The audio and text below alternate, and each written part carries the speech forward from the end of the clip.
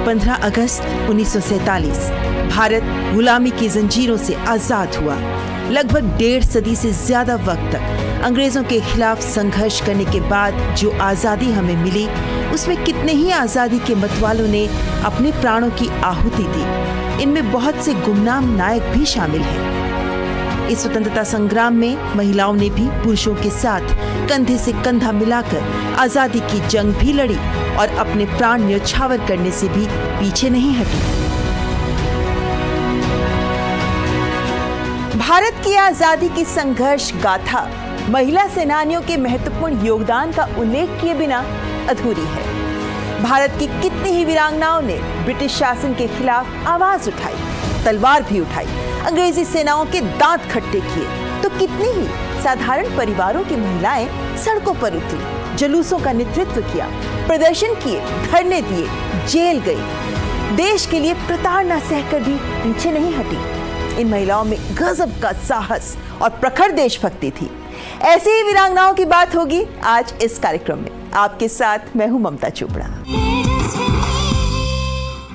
1857 के संग्राम को आजादी का पहला संग्राम माना जाता है, लेकिन इसके पीछे अंग्रेजों के खिलाफ दशकों से सुलग रही वो ज्वाला थी जिसे देश के अलग अलग हिस्सों में उठ रहे विरोध के बगावती सुरों ने हवा दी, जिसमें कितनी ही वीरांगनाएं भी शामिल थीं।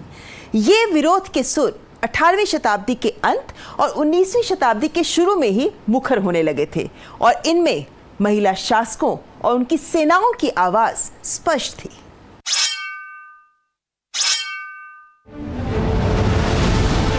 अंग्रेज भारत में फूट डालो और राज करो की रणनीति के साथ आगे बढ़ रहे थे। 19वीं सदी की शुरुआत में देश के बहुत से शासक अंग्रेजों की बदनीयत को समझ नहीं पाए थे। कितने ही राजे रजवाड़े उनके सामने आत्मसमर्पण कर रहे थे, लेकिन कई महिला शासकों ने उनका विरोध किया, जिनमें एक थी भारतीय वीरांगना भीमाबाई होलकर। जब इंदौर पर कब्जा करने के लिए इंदौर रेजिमेंट के कर्नल मालकॉम ने होलकर पर आक्रमण कर दिया, तो 1817 में माहितपुर के भीषण संग्राम में भीमाबाई ने अंग्रेजों का सामना किया। पराजय मिली तो सेना को फिर संगठित किया। जंगलों में छापामार रणकौशल की युद्ध नीति से अंग्रेजों के खजाने लूटे। कर्नल मालकॉम ने भारी भरकम सेना लेकर जंगल में ही भीमाबाई को घेर लिया, लेकिन रानी ने आत्मसमर्पण नहीं किया, बल्कि अंग्रेज सेना का घेरा लांघ कर निकल गई और हाथ नहीं आई। कर्नाटक के बेलगावी जिले के कित्तूर की रानी चेन्नम्मा ने भी ब्रिटिश ईस्ट इंडिया कंपनी के खिलाफ सशस्त्र विद्रोह किया। 1824 में अंग्रेजों ने कित्तूर पर हमला किया। रानी चेन्नम्मा के रण कौशल के सामने ब्रिटिश सेना को युद्ध के मैदान से भागना पड़ा, लेकिन अंग्रेजों ने फिर भारी तोप और गोले बारूद के साथ कित्तूर पर हमला कर दिया। रानी चेन्नम्मा को गिरफ्तार किया गया, लेकिन ब्रिटिश शासन के खिलाफ बगावत का झंडा बुलंद करने की उनकी वीरता ने देशवासियों को प्रेरित किया।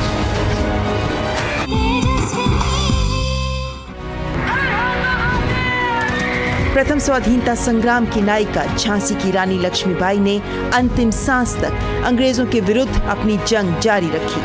सर ह्यूरोज ने लक्ष्मीबाई को आत्मसमर्पण करने का आदेश दिया, लेकिन लक्ष्मीबाई ने अपने बेटे को पीठ पर बांधकर ह्यूरोज की सेना का सामना किया और अपने प्राणों का बलिदान कर दिया। इस संग्राम में लक्ष्मीबाई का साथ दिया रानी की महिला सेना दुर्गा दल की सेनापति झलकारी बाई ने, जिन्होंने उनका भेष धारण कर वीरता से लड़ते हुए अंग्रेजों को चकमा दिया। अपने प्राण देकर लक्ष्मीबाई के प्राणों की रक्षा की। मैथिली शरण गुप्त लिखते हैं, जाकर रण में ललकारी थी, वो झांसी की झलकारी थी, गोरों से लड़ना सिखा गई, है इतिहास में झलक रही, वो भारत की ही नारी थी, झलकारी थी।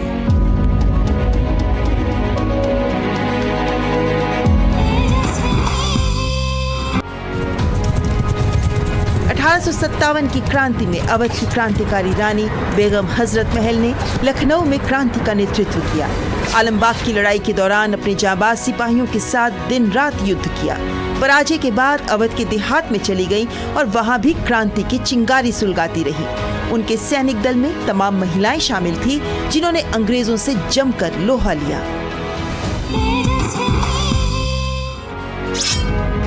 वहीं रामगढ़ की रानी अवंतीबाई लोधी ने अंग्रेजों को रोकने के लिए राज्य के आसपास के राजाओं, परगनादारों, जमींदारों और बड़े मालगुजारों का विशाल गुप्त सम्मेलन रामगढ़ में आयोजित किया, जिसकी अध्यक्षता गढ़पुरवा के राजा शंकर शाह ने की। राजा शंकर शाह को अंग्रेजों ने जब मृत्यु दंड दे दिया तो रामगढ़ राज्य में विद्रोह भड़क गया। अंग्रेज सेनापति वॉडिंगटन को कई मोर्चों पर हार मिली। आखिरकार कई गुना सेना लेकर उसने फिर चढ़ाई की। युद्ध में रानी को गोली लगी। अपने आप को घिरता देख वीरांगना अवंतीबाई लोधी ने रानी दुर्गावती का अनुकरण करते हुए अपने आप को देश के लिए बलिदान कर दिया।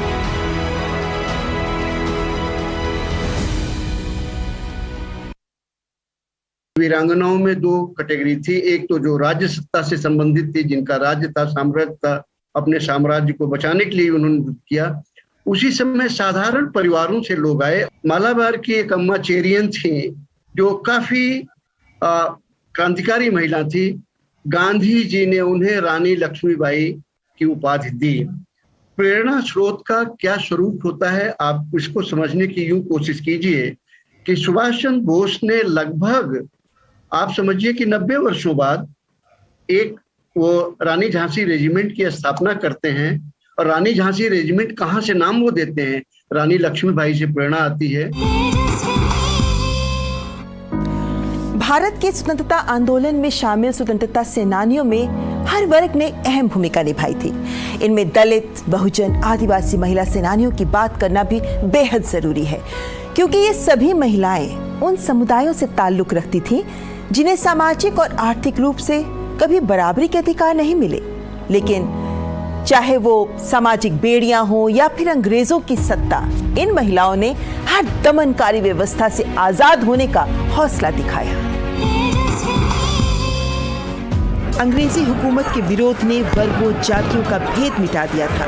हालांकि बहुत सी वीरांगनाओं के बारे में जानकारी डॉक्यूमेंटेड नहीं है, लेकिन कहा जाता है कि एक गरीब दलित परिवार में जन्मी कुइली शिवगंगा की रानी वेलू नचियार की सेनाध्यक्ष थी, जिन्होंने 1780 के दशक में अंग्रेजों से लोहा लिया था। कुइली ने अंग्रेजों के हथियारों के जखीरे को बर्बाद करने के लिए अपने शरीर को तेल में डुबोया और आग लगा ली।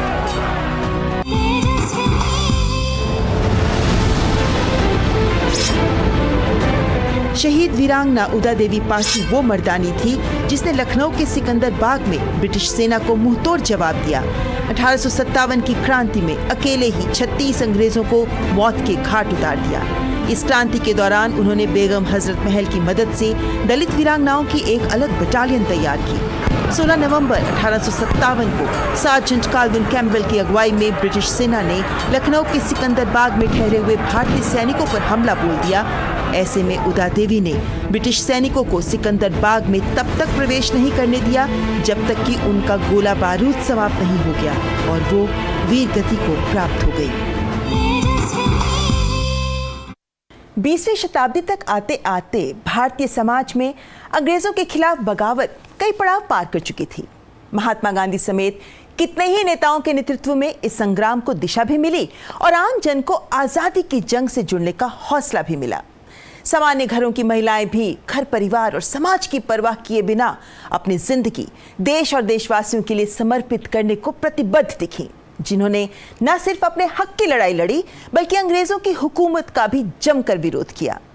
ऐसी महिला स्वतंत्रता सेनानियों की भागीदारी ने कई आंदोलनों को सफल बनाया और ऐसी कई वीरांगनाएं हैं जैसे मणिबेन पटेल, बसंत लता हजारिका, कमला देवी चट्टोपाध्याय, चंद्रप्रभा सेखियानी, उमाभाई कुंडापुर, कल्पना दत्त, अन्नपूर्णा महाराणा, वनलता दास गुप्ता आदि फेरिस्त लंबी है जिनके बारे में हम ज्यादा जानते नहीं हैं। और विडंबना की बात यह है कि बहुत से लोगों ने इनमें से कई नाम भी नहीं सुने होंगे।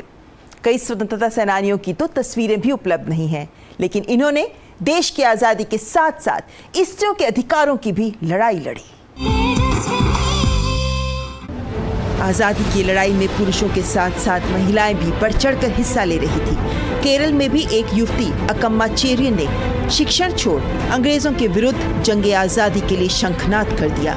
20,000 से अधिक लोगों की एक रैली का आयोजन किया, जहां ब्रिटिश पुलिस प्रमुख ने अपने सिपाहियों से आगजनी करने का आदेश दे दिया तो अकम्मा चेरियन चीख पड़ी, मैं इस रैली की नेता हूँ, दूसरों को मारने से पहले मुझे गोली मारो।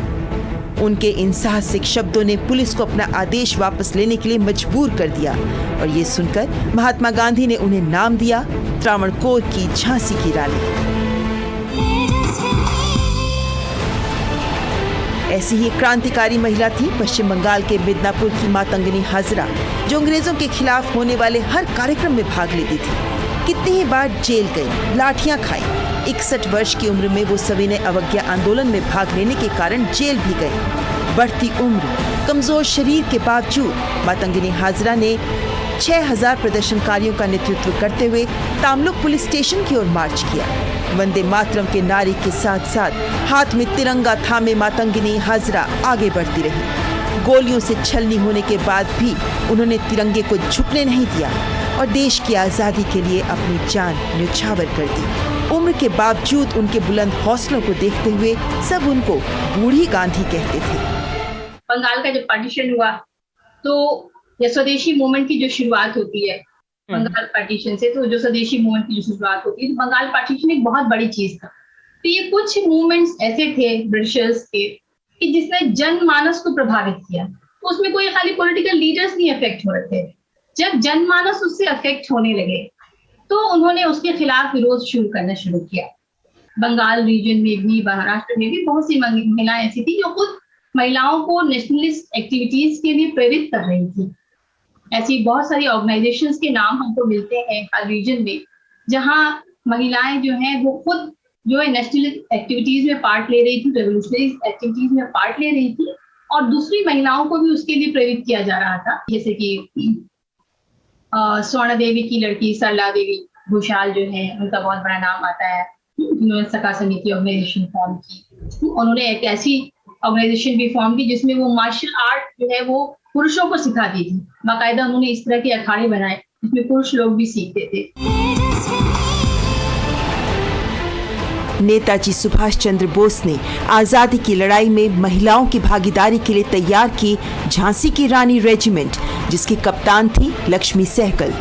भारत की बेटी है, हम भारत की बेटी है। सुभाष चंद्र बोस ने कहा इससे भी हमको तसल्ली नहीं है, क्योंकि आज़ादी सबके लिए है और सिर्फ पुरुष आज़ादी के लिए लड़ने से उन्हीं के फ़ायदा के लिए होंगे। अभी हमारा महिलाओं को क्या हो गया, इसलिए एक महिला फ़ौज हम बनाएंगे और उसका नाम भी हम देंगे रानी ऑफ झांसी। तो फिर उधर का इंडियन इंडिपेंडेंस लीग का अध्यक्ष से पूछा था, आप सिर्फ हमें पहले एक महिला हमको परिचय करिए, हम उनसे बात करेंगे। अगर वो इसका जिम्मेवारी लेने के लिए तैयार है तो तब हम रेजिमेंट बनाने में आसानी है। तो फिर उन्होंने हमारा नाम उठा चुकी तलवार, हम भारत की बेटी है। 20वीं शताब्दी में स्वतंत्रता संग्राम ने वतन परस्ती की आंच हर दिल में सुलगा दी थी। राजा मणि, जो 16 साल की उम्र में आजाद हिंद फौज का हिस्सा बनी, नेताजी ने नाम दिया सरस्वती और आजाद हिंद फौज के लिए जासूसी का काम सौंपा। लड़कों की वेशभूषा में अंग्रेजी अफसरों के घरों और मिलिट्री कैंपों में काम करना शुरू किया। उनकी एक साथी जब जिंदा गिरफ्तार हो गई तो उसे बचाकर लाने का जोखिम भरा काम राजा मणि ने किया। साथी को साथ लेकर लौटी और रानी झांसी ब्रिगेड में मिला लेफ्टिनेंट का पद।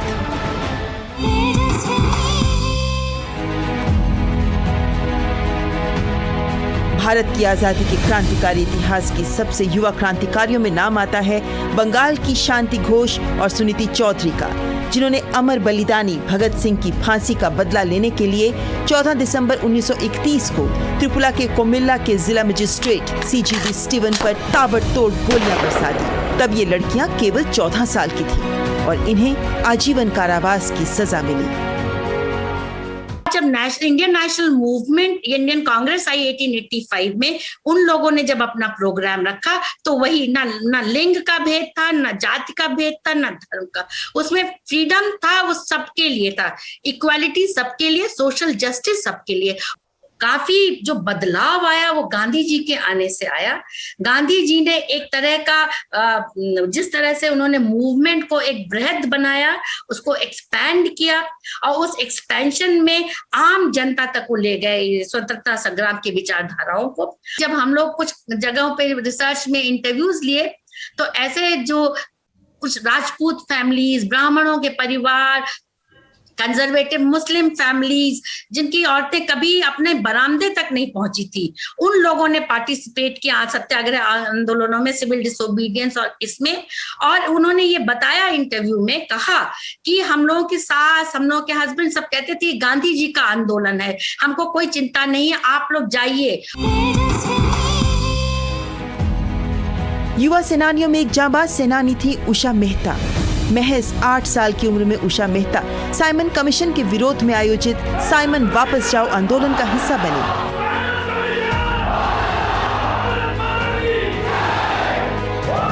भारत छोड़ो आंदोलन के दौरान जब महात्मा गांधी के साथ कांग्रेस के सारे बड़े नेता गिरफ्तार कर लिए गए, प्रेस पर पाबंदी लगा दी गई, तब कुछ युवा नेताओं ने रेडियो के जरिए क्रांति की अलख जगाए रखने का प्लान किया और इस युवा लड़की ने शुरू की खुफिया रेडियो सर्विस, जिसने आजादी के लिए चिंगारी को जीवित रखा।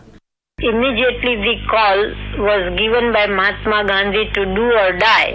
We thought it would be better if we have a broadcasting station of our own, because a transmitter certainly is the best way of giving the news about freedom struggle to the people and reaching it to every nook and corner of the country. गुमनाम नायकों की फहरिस्त में एक नाम है बंगाल की महान क्रांतिकारिणी प्रीतिलता वाद्देदार का। उनका कहना था, देश की आजादी की जंग में महिला पुरुष में भेद नहीं होना चाहिए। अगर हम सत्याग्रह में साथ खड़ी हो सकती हैं तो क्रांतिकारी अभियानों में क्यों नहीं।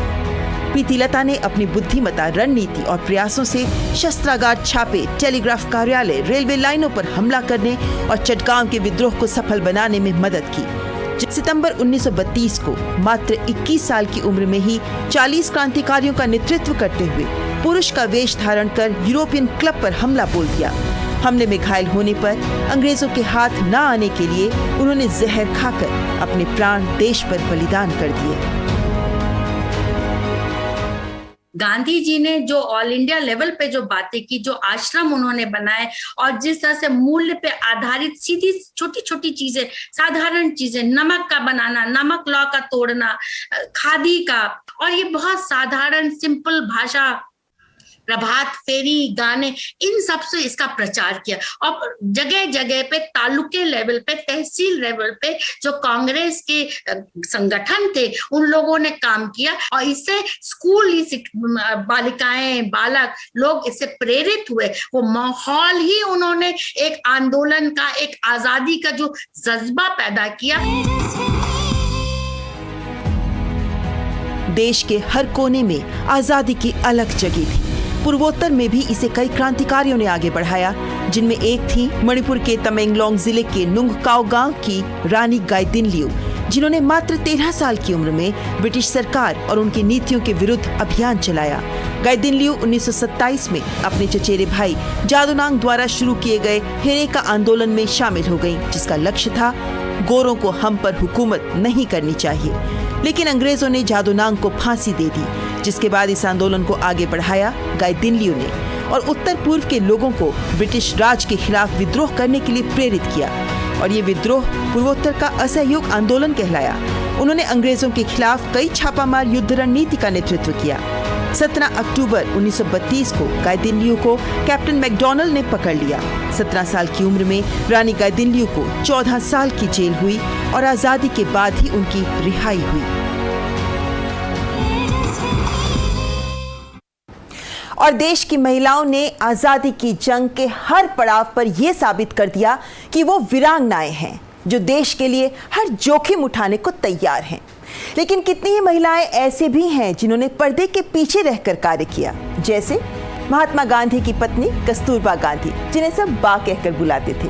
वो कई बार जेल गई, संघर्ष में शिरकत की, आजादी की लड़ाई में महिलाओं को जोड़ने का सराहनीय कार्य किया। इसी तरह सरोजनी नायडू, जो प्रारंभ से ही आजादी के संघर्ष में सक्रिय रही थी। मीराबेन यानी मेडेलिन स्लेट, जो British navy officer Edmund slate की बेटी थी और पूरा जीवन भारत की सेवा में अर्पित कर जो गांधी जी के आदेशों का पालन करती रही। और मैडम भीकाजी कामा भारतीय मूल की पारसी नागरिक थी। उन्होंने लंदन, जर्मनी, अमेरिका का भ्रमण कर भारत की स्वतंत्रता के पक्ष में माहौल बनाया और जर्मनी के स्टटगार्ट में 22 अगस्त 1907 में ही 7वीं अंतर्राष्ट्रीय कांग्रेस में भारत का प्रथम राष्ट्र ध्वज फहरा दिया। वहीं कई महिलाएं ऐसी भी थीं जिन्होंने अपने दम पर ब्रिटिश हुकूमत को झुकाने की कुव्वत दिखाई। जैसे महाराष्ट्र की अनुसुईया बाई काले ने 1942 के आंदोलन के दौरान मुकदमा लड़कर 25 क्रांतिकारी युवकों को फांसी से बचाया। दुर्गा देवी, जिन्हें दुर्गा भाभी के नाम से बुलाया जाता था, जिन्होंने न सिर्फ अंग्रेजों के खिलाफ संग्राम में अहम भूमिका निभाई बल्कि इस लड़ाई में महिलाओं की भागीदारी को दिशा दी। दुर्गा देवी अपनी पार्टी के लिए हथियारों का इंतजाम करने में भी अहम भूमिका निभाती थी। अंग्रेजों के एक मिशन को फेल करने के लिए दुर्गा भाभी ने भेष बदला, यहाँ तक कि भगत सिंह की पत्नी बनकर कलकत्ता मेल से यात्रा भी की। हम लोग काफ़ी औरतें थी उस समय। हमने ये सोचा था कि गांधी जी की आवाज़ पर हम लोग सब उनका साथ देंगे और पूरे तौर पर हमने विदेशी कपड़ों को जलाना शुरू किया। जब भी कहीं आज़ादी की लड़ाई हुई है तो इसमें हिंसा हुई है और हिंसा होने के बाद ही एक सामाजिक परिवर्तन आता है, वरना सामाजिक ढांचा वहीं रह जाता है। जहां तुम्हारे चरण वहीं पर पदरच बनी पड़ी हूं मैं, मेरा निश्चित मार्ग यही है, ध्रुव सी अटल अड़ी हूं मैं। सुभद्रा कुमारी चौहान के ये शब्द इन वीरांगनाओं की देशभक्ति, समर्पण की अलख प्रदर्शित करते हैं। ये वो वीरांगनाएं हैं जिनका योगदान देश को आजाद फिजा मैसर कराने में महत्वपूर्ण रहा है। ये वो लोग हैं जिनका कर्ज तमाम हिंदुस्तानियों पर है। ये वो लोग हैं जिन्हें महज जानना भर इतिहास के पन्नों पर उकेरी हुई गौरवशाली गाथाओं को जीने जैसा है। तो आइए इनके जज्बे से हौसला लें और अमृत महोत्सव में देश के लिए समर्पित भाव का संकल्प लें। यही इनके प्रति हमारी सच्ची श्रद्धांजलि होगी। नमस्कार।